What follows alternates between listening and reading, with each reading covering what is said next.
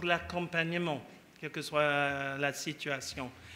Je ne vais pas lui parler de lui vraiment, mais n'oubliez jamais que le meilleur accompagnateur et le meilleur outil que vous avez à votre disposition est le Saint-Esprit. Il va vous aider. Vous pouvez compter sur lui. Vous pouvez lui demander de l'aider, de l'éclairer et tout le reste. Donc ça, c'est pour moi un acquis.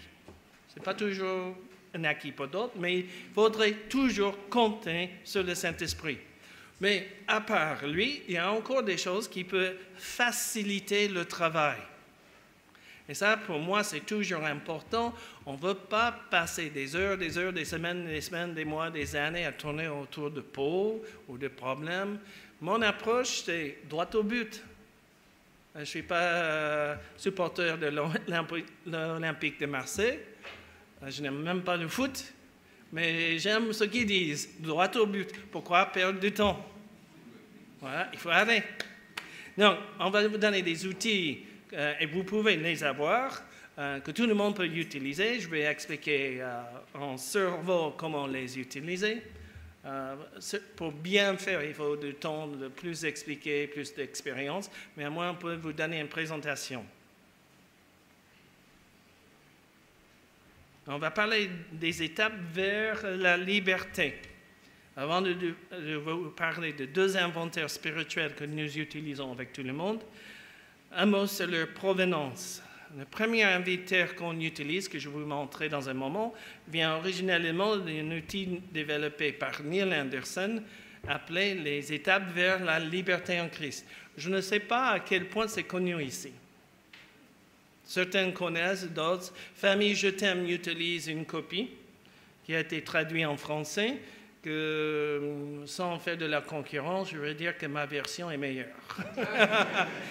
Pas de raison. La première raison, je vous dis, la deuxième viendra après, mais grâce à nos liens avec Liberté en Christ, que je vous expliquerai aussi dans un moment, nous avons eu droit de traduire la dernière version qui n'était pas sous copyright, et l'adapter légèrement à la France. Il y a certains mots et phrases, idées que les Français ne comprennent pas du tout. On peut les traduire mot à mot et ça passe. Donc on a ajouté quelques explications et tout le reste.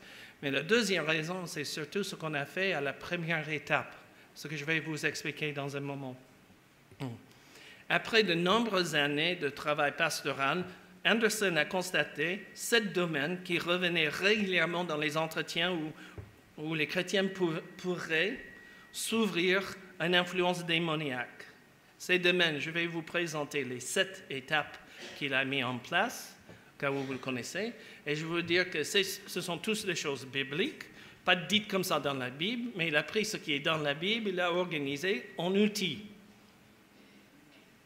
Première étape, c'est les contrefaçons et la réalité de Dieu. Les pratiques et les expériences non chrétiennes. Le deuxième est l'imposteur et la vérité, les fausses croyances et mensonges. Troisième étape, l'amertume contre le pardon. C'est le besoin de pardonner, également de demander pardon. 4, de la rébellion à la soumission, les problèmes de rébellion contre l'autorité. 5, de l'orgueil à l'humilité, des péchés d'orgueil. 6, de l'esclavage à la liberté, diverses dépendances, pratiques sexuelles, etc. Dans cette démarche-là, de 6e étape, il y a certaines prières et des pratiques qui peuvent commencer à aider la personne et vous aurez besoin d'aller beaucoup plus loin ou ça peut régler tout d'un seul coup. Et 7, de la malédiction à la bénédiction, les péchés ancestraux. En parcourant les étapes, et on le fait accompagner normalement. Il y a quelqu'un qui sait faire, qui aide un chrétien à les faire. Et en les faisant, le chrétien met de l'ordre dans sa vie et sa relation avec le Seigneur dans chacun des 7 domaines. Selon notre expérience, même si les étapes ne règlent pas tout et ne correspondent pas à toutes les situations, elles sont quand même un outil très utile dans l'accompagnement. En parcourant une une étape, nous prenons le temps de parler, de discuter, de voir ce que le chrétien croit ou fait dans ce domaine-là. Ça nous permet de démasquer les fausses croyances ou là où la personne a un problème vis-à-vis du Seigneur. Mais c'est parce qu'on discute dans un climat apaisé de relation et surtout de confiance absolue. Quand vous utilisez ces outils, tout doit rester confidentiel. C'est le secret professionnel. Même si vous n'êtes pas pasteur ou ancien, c'est l'idée de ce que quelqu'un dévoile devant moi reste entre lui, moi et le Seigneur. Et ça permet un travail efficace quand les gens sont en sécurité et en confiance. Vous trahissez la confiance, tout part en fumée. Donc nous parlons, nous ne jugeons pas, nous analysons. Parfois on dit « Oh, ça c'est pas biblique ça ». Et c'est l'avantage ou l'une des avantages des étapes. Elle nous donne une base pour aborder des problèmes et situations. Au lieu d'attendre 2, 3 sessions, des heures durant, et la personne ne sait pas où commencer, avec quoi, on a un cadre qui va nous permettre de regarder, d'analyser et peut-être entrer dedans. D'autant plus que le but est clair dans l'esprit de la personne que nous accompagnons.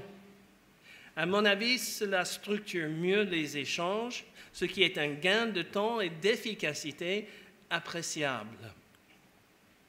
Quant à leur usage, il n'y a pas de règle fixe, au moins à mon avis. Lorsque j'étais pasteur d'une église locale, je les utilisais systématiquement lors des cours de préparation pour le baptême. Les gens n'avaient pas forcément des problèmes démoniaques, mais c'est un bon moment pour celui qui veut proclamer son désir de suivre le Christ, de mettre de l'ordre dans sa vie.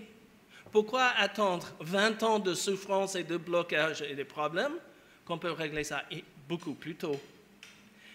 Même s'ils n'avaient pas cette étape à l'époque, c'est ce que faisait l'Église primitive du 2e et 3e siècle. Selon les lettres que nous avons, avant le baptême, ils aidaient les gens à régler leur passé. Et nous, on peut apprendre de nos aînés, nos aïeux loin dans le passé, surtout dans le domaine spirituel.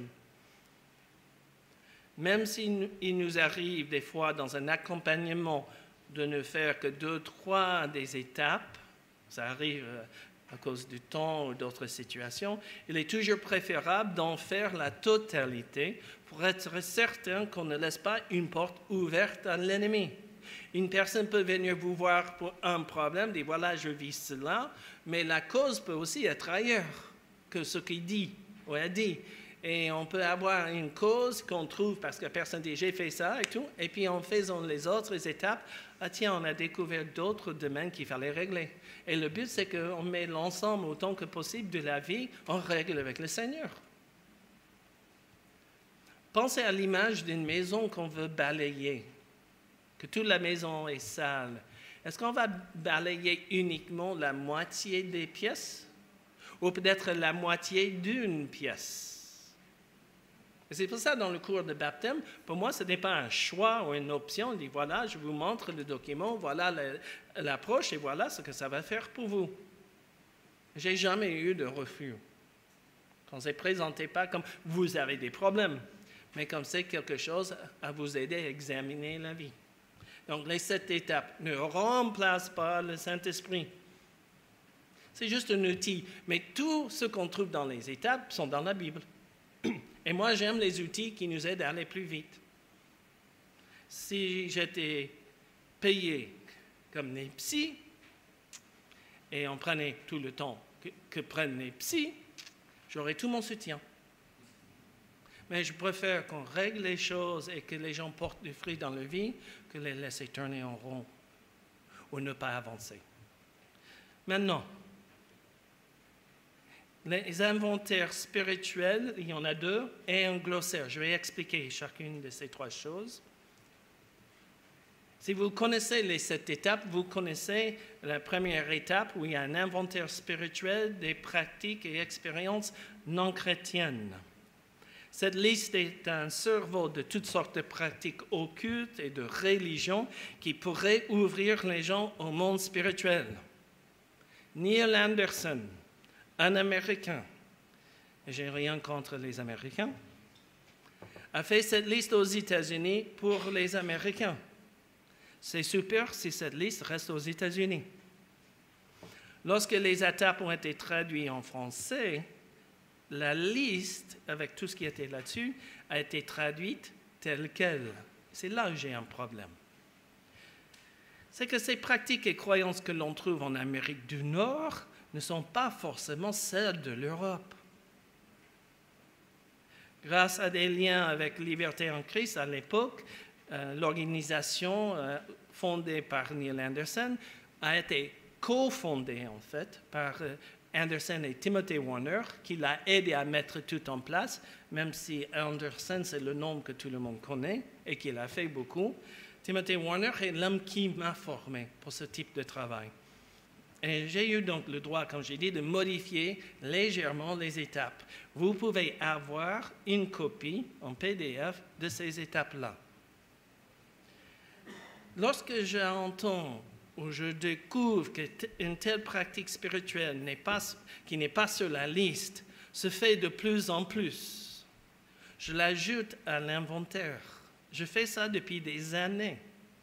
Ce travail nous donne un outil mieux adapté aux pratiques et aux expériences des Européens francophones, ainsi que d'autres pratiques qui sont entrées dans la zone européenne par le biais de l'immigration.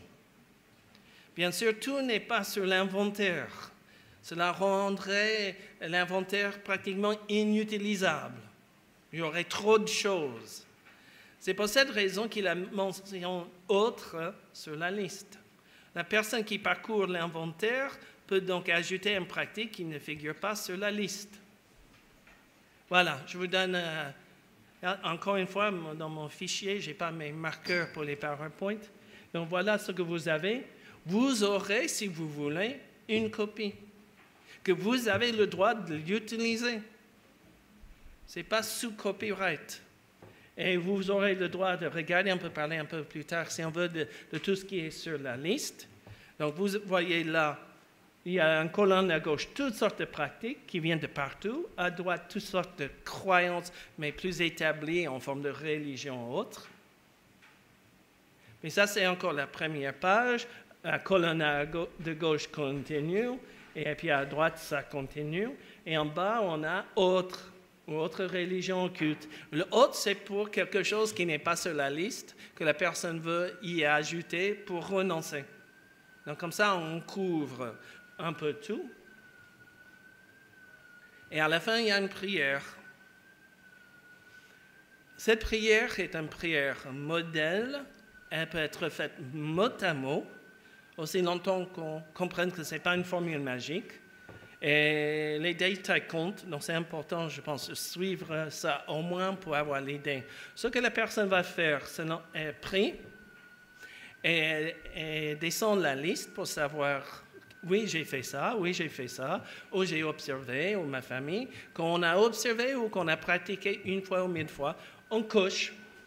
Et puis à la fin, quand on a tout terminé, on va à la prière. Seigneur, je confesse que j'ai participé à, et on nomme la première chose sur la liste. On est dans la confession du péché. Toute cette démarche est une démarche de confession de péché et de demande de pardon. Alors, ce détail est important. L'ensemble est une demande de pardon. Donc, je sais maintenant que c'était une activité mauvaise et offensante à tes yeux. C'est encore la confession de la vérité. Merci du pardon que tu m'accordes en Christ. Remarquez bien, la personne dit « Je te demande de me pardonner ».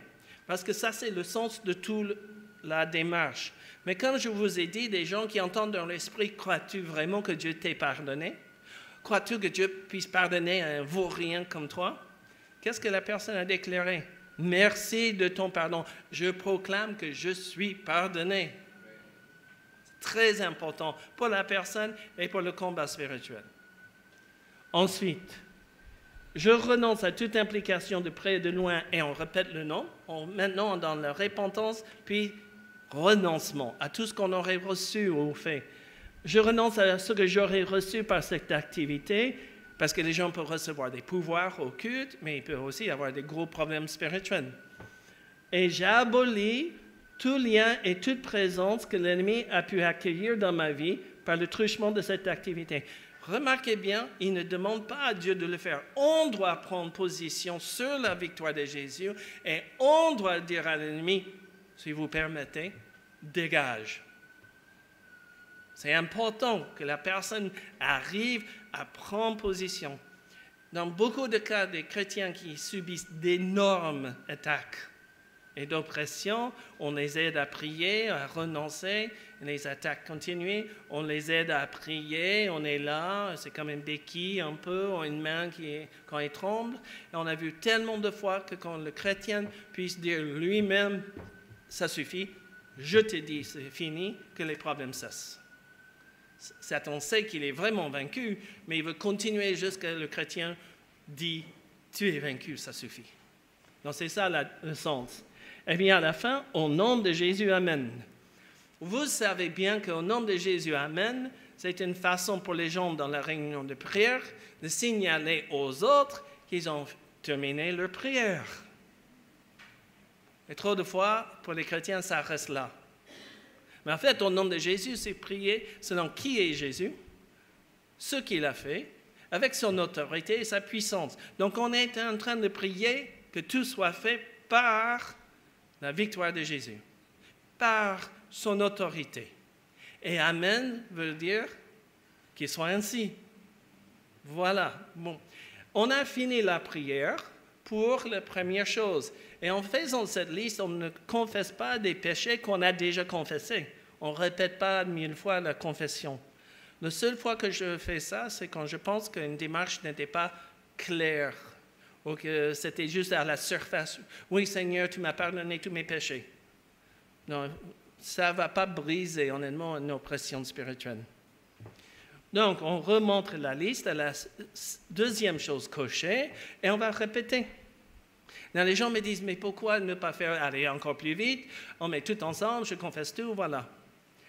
Ça peut marcher, mais ce qu'on a trouvé par expérience, que c'est une chose qui a ouvert une porte de manière précise, c'est cette chose-là qui doit être confessée de manière précise pour fermer la porte. C'est ça, malheureusement, parfois, il faut ces détails. Si tout était général, on irait aller très vite. Ça ne marche pas comme ça pour chaque personne. Donc, on refait et on continue. On descend la liste jusqu'à qu'on arrive à la fin des deux côtés. Première page et des deux côtés de la seconde page. En faisant ce travail, on peut le faire seul, surtout pour les gens qui ne veulent pas que les autres sachent ce qu'ils ont fait. Selon les liens qui unissent le mari et sa femme, ils peuvent le faire ensemble. Certaines fois, c'est mieux de le faire avec quelqu'un d'autre. Hein? Quoi? Tu as fait ça? Croyez-moi, ça existe une réaction comme ça. Mais c'est mieux de faire avec une autre personne de confiance. Ça peut être un pasteur, un ancien, un autre chrétien ferme dans la foi, parce qu'il arrive à des gens qui ont un blocage de sauter une ligne.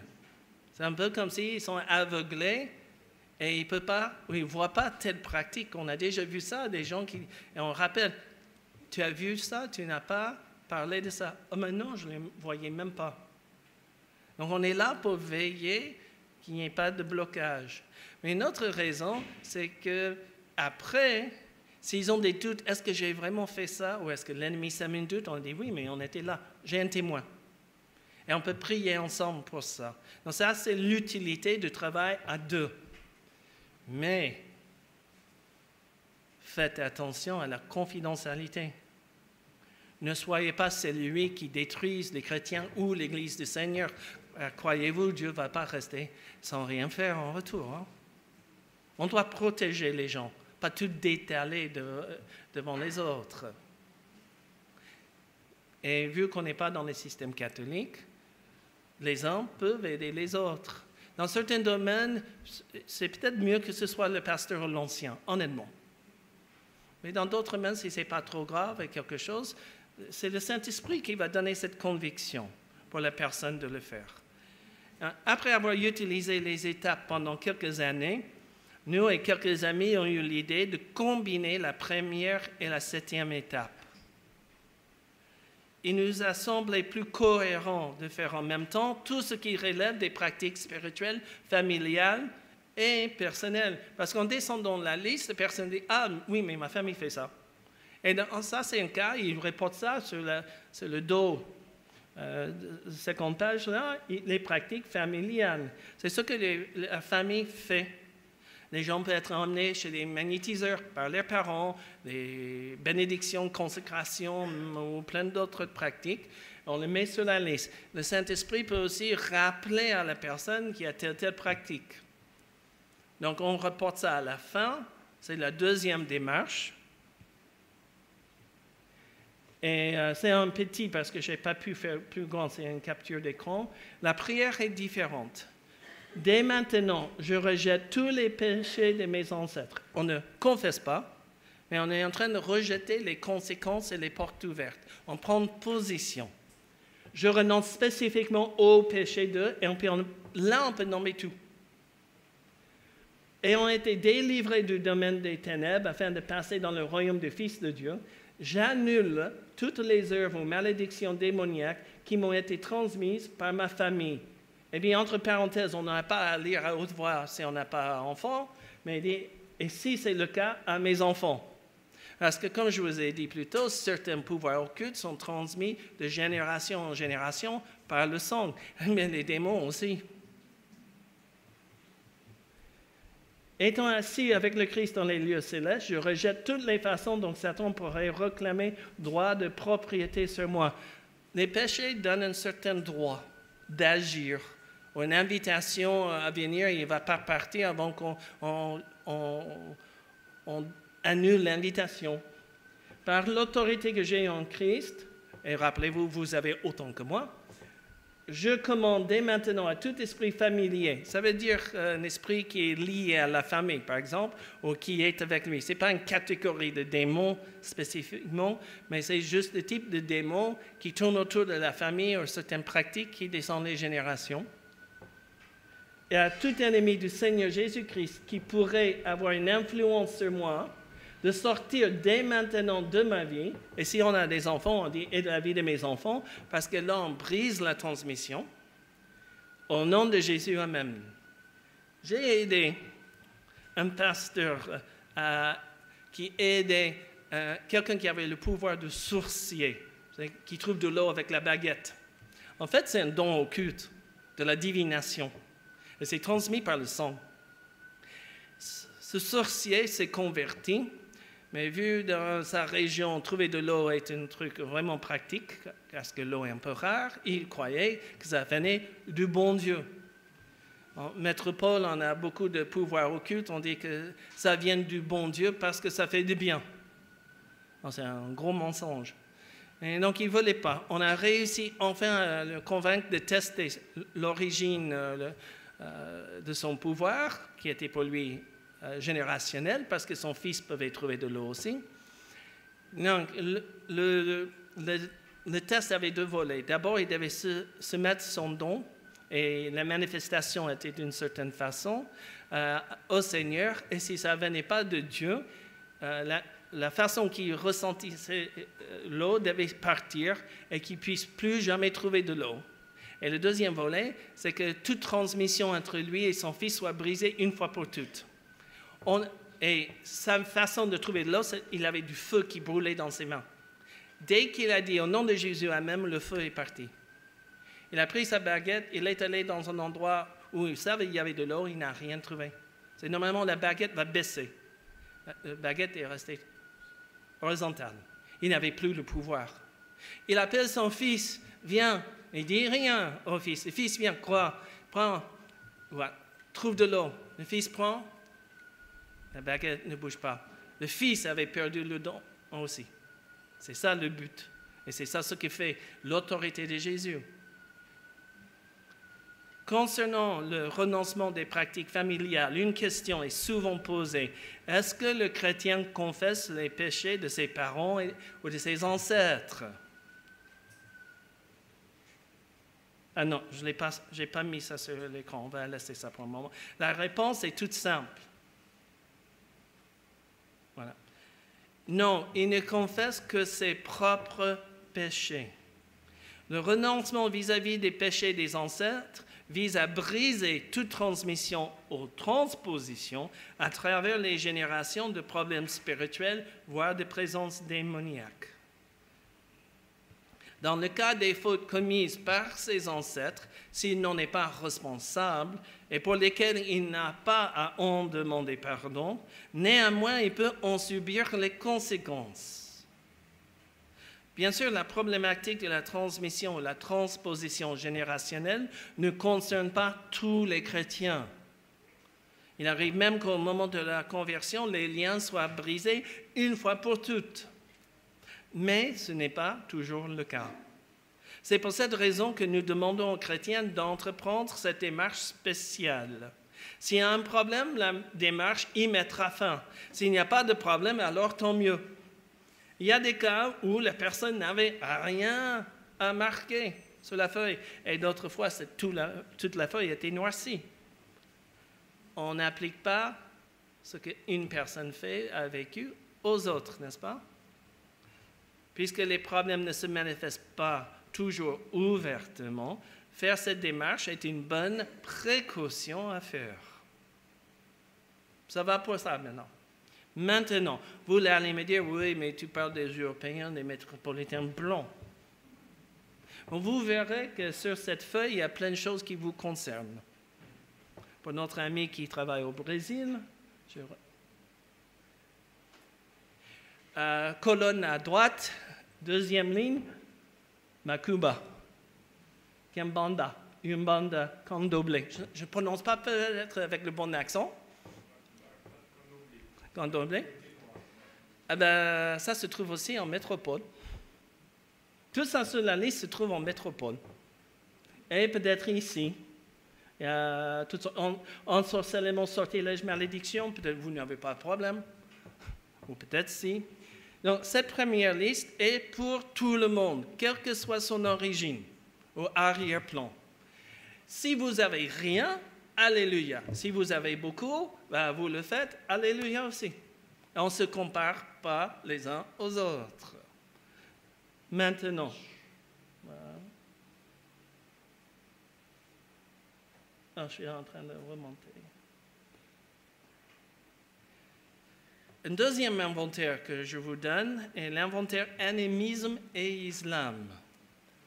Il y a plusieurs années, lors d'une formation pour pasteurs au Nigeria, Timothy Warner a montré comment utiliser les 7 étapes, et avec cette liste américaine. Si les pasteurs présents ont bien accueilli l'idée des étapes, par contre, ils n'ont pas voulu utiliser l'inventaire de première étape présenté par Dr. Warner. Selon eux, dans le travail auprès des chrétiens nigérians, il vaut mieux utiliser un inventaire fait par des Nigérians pour des Nigérians. La liste qu'ils ont créée contient de nombreuses pratiques liées à l'animisme et aux religions traditionnelles.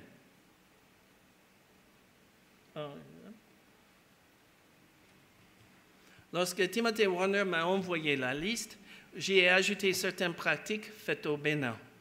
Puis nous avons traduit le tout en français. Plus tard, ayant commencé à aider des chrétiens sortant de l'islam, nous y avons ajouté des pratiques spécifiques à l'islam populaire. Au lieu de faire une troisième liste, c'était plus facile de les combiner. Surtout, par exemple, en Afrique noire, les musulmans peuvent avoir les pratiques musulmanes et animistes traditionnalistes. On va regarder des choses beaucoup plus spécifiques aux croyances animistes ou musulmanes que vous pouvez trouver ici. Cette seconde inventaire est donnée, en plus du premier, aux chrétiens d'origine ou de descendance africaine. Donc vous. Les gens, les Caribéens, les Brésiliens, encore d'autres. C'est le voodoo est venu pas que à Haïti, les Santeria, c'est comme ça qu'on prononce après. Santeria et d'autres, le voodoo s'est répandu partout. Hein. Et tellement sortes de problèmes. Et c'est bien de régler ça. J'ai des amis guadeloupéens. Un de mes amis en métropole, son frère en Guadeloupe est un prêtre hindouiste. Sa famille, il y a longtemps, vient de l'Inde. Mais les pratiques continuent. Donc, c'est l'utilité de vérifier. S'il n'y a rien, tant mieux. S'il y a quelque chose, on règle ça. On a la liste qui est rituel de guérison, d'exorcisme avec les versets sacrés. Vous avez la technique de prendre une ardoise et écrire des versets du Coran. Et puis, avec de l'eau, on rince l'ardoise et on collectionne l'eau avec la craie dans un récipient et on donne ça à boire aux malades, aux démonisés. Ça ne fait qu'empirer le problème. Oui, quelque part sur la liste, il y a un autre sur des couleurs. C'est là? Non, juste avant. Juste avant. Je l'avais vu. Oui, l'autre tout. Le pour se protéger, je crois qu'il y avait le bleu. Oui, la couleur bleue. Juste avant, mais je l'ai vu là-dessus. Voilà, c'est tout en bas, tout dernier. Ah, voilà. Couleur spéciale pour bénir ou pour se protéger. Par exemple, le bleu pour être béni. Vous avez déjà vu l'œil de Fatima? Il est bleu.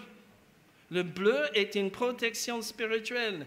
Et les Kabyles, ils ont certains vêtements avec des couleurs de protection spirituelle. Et même les dessins sont des protections spirituelles. Et il y a quelques mois, j'ai rencontré dans la région parisienne un chrétien kabyle. J'ai discuté, il dit, mais comment tu sais ça? Comment un blanc sait ça, n'est-ce pas? Oui, mais j'ai étudié, il m'a confirmé, c'est ça. Donc il y a parfois des choses très subtiles dans les pratiques où il faut être prudent. Et la prière est la même. Même démarche, même prière, même victoire, même autorité. Maintenant, le glossaire. Avec le temps, j'ai découvert que de nombreux chrétiens ne connaissaient pas les vrais noms des pratiques ou le nom d'une seule pratique variait selon les régions. Par exemple, les coupeurs de feu. Je ne sais pas si on a un peu comme ça, les gens qui ont le pouvoir de guérir les brûleurs ou les zonas. Ça, c'est dans. Parce que c'est une religion, c'est à Maïgani, ils font des passes au-dessus? Oui, oui. Voilà. C'est un témoin qui sent une chaleur. Au travail où j'étais, le chef de service avec lui. Voilà, les noms varient, mais les pratiques ne changent pas. Et ils peuvent même utiliser des formules magiques, secrets. Il y a un, surtout en Haute-Savoie, ça vient de la Suisse, qui s'appelle le secret. Pour avoir le pouvoir, il faut énoncer un formule secret que personne ne doit savoir. Il y a plein de trucs magiques dedans. Certains souffrent pour guérir. Il y a une imitation du christianisme dedans. Mais selon les régions, juste en métropole, on les appelle coupeurs de feu, barreurs de feu, penseurs, charmeurs ou conjureurs. Donc, les noms changent, mais c'est la même pratique. D'autres personnes, en faisant la liste, ne savent même pas que telle ou telle pratique était en fait un péché aux yeux de Dieu. Ils découvrent.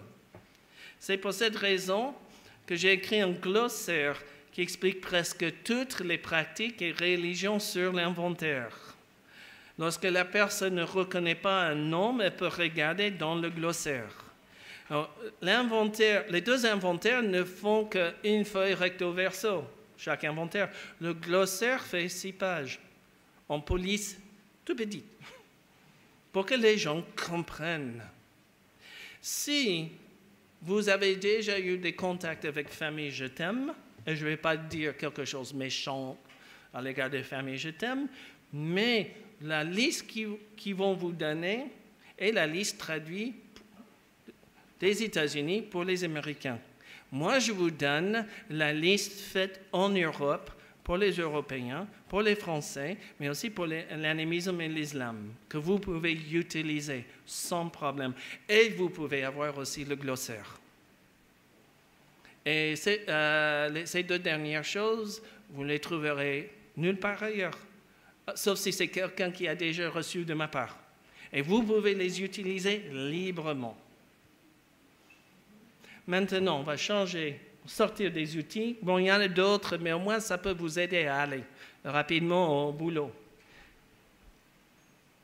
La question des péchés des ancêtres, je veux clarifier une chose. Parce qu'il y a toutes sortes de doctrines, de croyances qui parcourent. Les gens disent tout et rien. Quand je parle du domaine des problèmes spirituels des chrétiens, une question est souvent posée sur ce problème. Est-ce du diable ou est-ce une punition divine?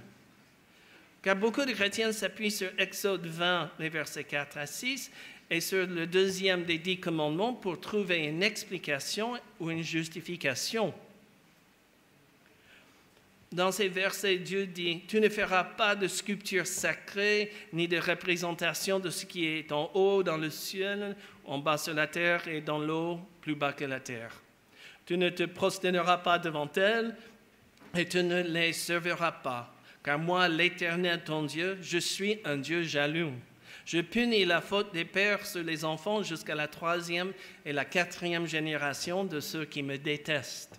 Et j'agis avec bonté jusqu'à 1000 générations envers ceux qui m'aiment et qui respectent mes commandements. » Pour certains chrétiens, il y a une question dans leur esprit. Y a-t-il un lien entre une punition divine et des gros problèmes spirituels? D'autres, c'est la même chose, mais comme si la transmission des problèmes continue sur la base de ces versets-là. Et donc, je pense qu'il faut vraiment ouvrir les débats pour parler de ce problème de génération de père en fils, ou de parents vers leurs enfants. Certains chrétiens se servent de l'idée de la 3e et la 4e génération pour justifier ou prouver la transmission des problèmes spirituels d'une génération à l'autre. Bon, moi, je fais ça dans certains cas, mais le problème, c'est que beaucoup de gens ils vont aller jusqu'à 10e génération. Je ne sais pas si vous connaissez un certain mouvement à Madagascar, les bergers. Ils habillent tout en blanc. C'est un truc qui entre dans la délivrance. Bon, je ne vais pas entrer dedans, mais c'est un truc qui ne me plaît pas. Mais j'ai aidé quelqu'un une fois. C'est clair qu'il y avait des choses à régler personnelles, psychologiques, mais aussi relationnelles. Mais ça, il ne voulait pas entendre. Donc, il est allé voir une bergère qui est dans ce mouvement, qui a prié et dit, voilà, je pense qu'il y a quelque chose, il est à 15 générations que vous devez renoncer. Il se peut que Dieu révèle quelque chose. Moi, j'ai eu un cas où Dieu a révélé que 5 générations plus tôt, l'œil en question a vendu sa lignée au diable pour le pouvoir. Mais chaque génération, il savait qu'il y avait des problèmes, ça se manifestait. Mais 15 générations en arrière, sans preuve concrète, je suis dubitatif. Parce que le problème, c'est que quand est-ce qu'on s'arrête? 10, 15, 20. Et prenons mon cas. Mes grands-parents maternels étaient des Allemands qui vivaient à la fin du 19e siècle à la frontière entre la Pologne et la Russie. C'était des Allemands quand même. Ils ont immigré en 1903 aux États-Unis. Qu'est-ce que je peux dire des grands-parents de mes grands-parents? Zéro. Absolument rien. Donc, je ne vais même pas m'en occuper. Parce que quand on ne sait pas, on ouvre la porte à toutes sortes de bêtises et d'erreurs, d'incertitudes. On doit faire confiance au Seigneur. Donc, moi, je fais 3e génération, peut-être 4e si on sait avec les arrière-grands-parents, de ce qu'on peut confirmer, où le Saint-Esprit nous dévoile, et le reste est entre les mains de Dieu. Et je vais y revenir un peu plus tard. Donc oui, moi j'accepte qu'on peut avoir, dans certains cas, une transmission. Mais d'autres personnes refusent carrément cette idée en disant que chaque croyant est personnellement responsable pour ses péchés et qu'aucun problème spirituel ne peut être transmis à la génération suivante. Je vais être gentil, ça me rappelle un des 3 singes.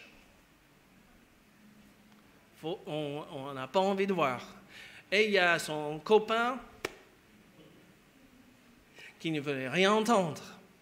Peut-être c'est par manque d'expérience ou de connaissances, mais ça n'aide pas les gens. Alors, la question, punition ou permission divine? Dieu serait-il directement responsable pour le problème spirituel, sous-entendu ou clairement affirmé, ou permettrait-il qu'un esprit mauvais attaque le chrétien dans les conséquences, qu'un esprit ou juste des problèmes spirituels? Vous voyez où je veux vous amener. Qui est responsable? Qui provoque les choses et pourquoi? Et je pense que c'est une question de perspective. Le texte du Décalogue ne dit pas ce que c'est la punition. Tout. Cela pourrait être dans le domaine démoniaque, mais pas forcément à chaque fois. On lit dans le texte. On ajoute des choses au texte. Il faut être prudent. Parce que le texte ne le dit pas, il faudra être prudent. La Bible ne nous offre guère d'exemples pour trancher. Peut-être le seul exemple parmi le peuple d'Israël ou parmi les chrétiens dans le Nouveau Testament où Dieu semble envoyer un esprit mauvais est celui du roi Saoul en 1 Samuel 16.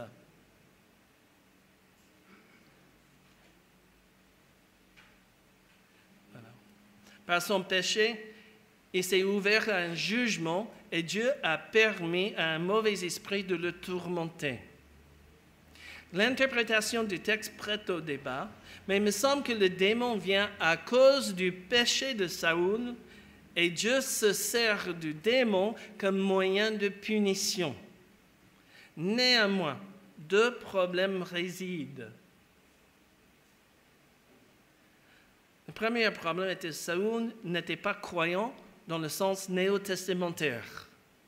Le Seigneur Jésus n'était pas encore mort et ressuscité.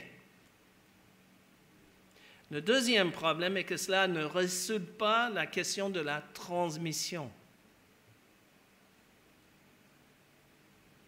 Et si la transmission se faisait sur la base de la conséquence de la faute et non d'une responsabilité personnelle, on est en train de changer l'objet de notre attention.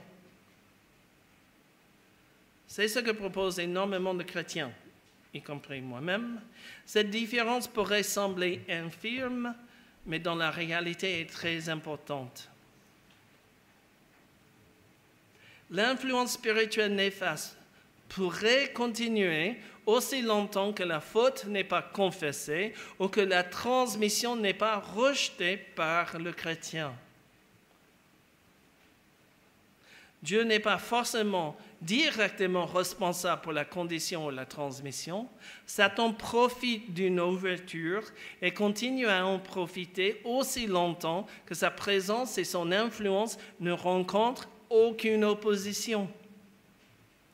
Cela pourrait être le cas avec Saoul, où Dieu apparaît comme ultime responsable de l'attaque démoniaque que subit Saoul. Dieu permet à cause des péchés, mais Dieu n'envoie pas toujours celui qui va agir.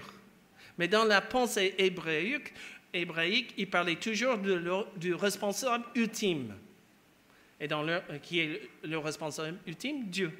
Peut-être dans cette histoire, Dieu a dit, vas-y, mais le démon veut attaquer Saoul. Et on ne sait pas plus. C'est un texte un peu bizarre. Mais je vais juste vous faire montrer que certaines conséquences peuvent exister. Et ça, c'est la clé. Un problème pour nous est la conception du monde individualiste qui prédomine dans le monde occidental. Et ça peut nous aveugler quant à certaines réalités bibliques. Beaucoup dans la société occidentale pensent que les gens sont uniquement responsables pour eux-mêmes et pour ce qui leur arrive. Pourtant, dans la Bible, nous voyons que Dieu peut juger une seule personne, une famille ou même une nation. La responsabilité peut être personnelle ou collective selon le type de péché commis. Depuis la Nouvelle Alliance, Dieu traite les hommes sur une base individuelle, les tenant plus pour responsables des fautes de leurs compatriotes. Mais cela ne veut pas dire que les conséquences du péché ne continuent pas avec la génération suivante. Même dans le monde physique, nous trouvons des cas où les conséquences du péché peuvent avoir une influence sur les enfants. Pensez à un enfant qui dans le ventre de sa mère qui attrape le sida. Qu'est-ce qu'il a fait? Rien, mais il subit.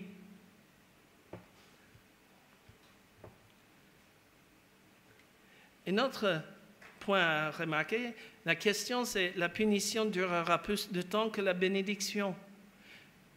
Il me semble que l'on cite plus vite et plus volontiers le fait que Dieu punit jusqu'à la 3e et la 4e génération que d'insister sur sa bénédiction qui va jusqu'à 1000 générations. Ça m'interpelle toujours. En le faisant, on pourrait passer à côté de ce que Dieu voulait dire. Dieu met l'accent surtout sur sa fidélité et son amour envers ceux qui l'aiment. Son jugement dure un temps très limité par rapport au temps que durera sa bénédiction. Ce qui est un jeu, oui, une punition, un avertissement, mais regardez dans la balance. Dieu est en train de dire, oui, je punis un peu, mais regarde la quantité de ma grâce et mon amour. Et pourquoi on regarde là le peu et pas le beaucoup? Peut-être l'homme est fait ainsi, ou peut-être ça nous plaît de penser, mais pourquoi on met de côté toutes ces idées de bénédiction de Dieu? Ces versets sont un encouragement à aimer Dieu plutôt qu'une preuve qui punit par des problèmes démoniaques ou générationnels. En conclusion, je pense qu'il faudrait considérer ce problème autrement. Je pense qu'il faut qu'on prenne compte de la réalité spirituelle.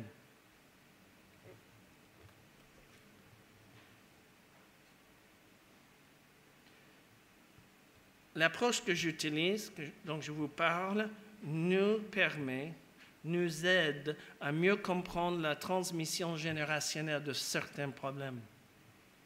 La connaissance de ces expériences et situations ne remplace pas l'autorité de la Bible, elle en est complémentaire. Ces versets en Exode 20 ne donnent pas forcément tous les détails et les explications que nous voudrions avoir. Ça, c'est un problème aussi. On a plein de questions auxquelles la Bible ne répond pas. Alors, soyez prudents. Avertissement piège. Vous savez qu'il y a un verset dans la Bible qui répond à toutes ces questions auxquelles la Bible ne répond pas, mais que nous avons toujours. Le verset clé, c'est 1 Jean 4... Non, pardon. Je efface ça. Non, attendez. C'est le 4e épître de Jean, chapitre 19, le verset 23. Voilà, la lumière, voilà. OK, pour ceux qui n'ont pas encore compris, il n'y a pas 4e Jean. Non, je vous avais averti cette fois, j'étais gentil. Il y a des fois, j'ai appris, il faut que j'avertisse, je dis ça, voilà, parce que c'est ma blague. Et il y a des femmes ou des hommes, surtout c'est des femmes, mais je ne sais pas, c'est parce que les femmes prennent plus de notes que les hommes. Okay? C'est pas que les femmes sont pires, mais je dis ça et on note tout de suite. On cherche tout de suite dans la Bible, c'est où 4 Jean? Ça n'existe pas. Mais ce serait parfait s'il existait parce qu'on a la réponse à toutes ces questions auxquelles la Bible ne répond pas. Et là, il faut l'accepter. Hein? Tu imagines la taille de la Bible si elle répondait à toutes nos questions. Et même l'apôtre Jean dit à la fin de son évangile que tout n'est pas écrit. Hein? On a assez. On a les bases, on a des connaissances. Et parfois, Dieu nous donne le jugeote spirituel et l'aide du Saint-Esprit pour appliquer et découvrir. Donc, je pense que c'est ça qui est en question. Si Dieu peut laisser ceux qui se rebellent contre lui subir les conséquences de leur conduite, et les gens des 3e et 4e, ils n'ont pas demandé, hein? Mais ils subissent quand même, comme l'enfant dans le ventre de sa mère n'a pas demandé d'avoir le sida. Dieu désire par contre que l'homme cherche à l'aimer. Dieu veut bénir l'homme qui l'aime. Et si les conséquences du péché perdurent quelques générations, et peut-être la 3e et 4e génération ne sont pas à prendre littéralement, parce que c'est une quantité de temps, peu et beaucoup. De toute façon, la bonté de Dieu peut atteindre ceux qui souffrent et les délivre. C'est ça qui compte. On peut discuter 3e, 2e, 4e, mais il ne faut pas perdre de vue ce qui compte, c'est que Dieu peut atteindre ceux qui souffrent et les délivrer pour les bénir. Amen. Je vous propose une pause. Après, côté pratique, face aux manifestations démoniaques.